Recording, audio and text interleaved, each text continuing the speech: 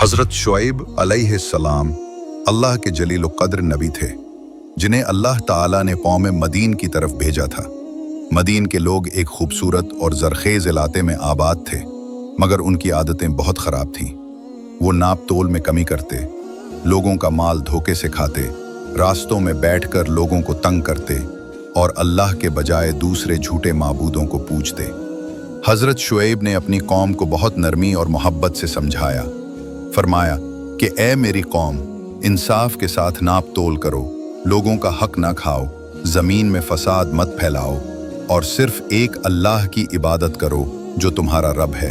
उन्होंने बार बार उन्हें नसीहत की कि तौबा करो, अल्लाह से डरो और सीधे रास्ते पर आ जाओ, मगर कौम मदीन ने हज़रत शुएब की बातों का मजाक उड़ाया। वो कहते, ए शुएब, क्या हमारी तिजारत, नाप तोल और इबादत के तरीके भी तेरे कहने पर बदली? उन्होंने न सिर्फ इनकार किया बल्कि हज़रत शुएब को और उन पर ईमान लाने वालों को धमकियां भी दी कि हम तुम्हें अपने शहर से निकाल देंगे या तुम्हें हमारे दीन में वापस आना होगा।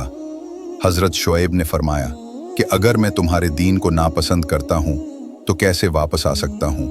मैंने अल्लाह पर भरोसा किया है जो मेरा रब है और तुम्हारा रब भी। अगर तुम बाज ना आए तो अल्लाह का अजाब तुम पर आकर रहेगा।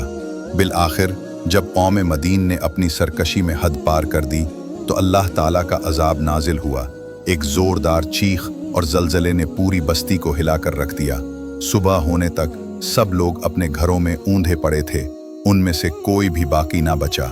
हज़रत शुएब ने गम के साथ फरमाया, ए मेरी कौम, मैंने तुम्हें अपने रब के पैगाम पहुंचा दिए थे, मगर तुमने सुनने से इनकार किया।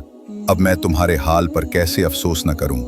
ये वाक़या हमें ये सबक देता है कि अगर कोई कौम जुल्म, धोखा, नाप तोल में कमी और नाफरमानी पर कायम रहे तो अल्लाह का अजाब इस पर ज़रूर आता है।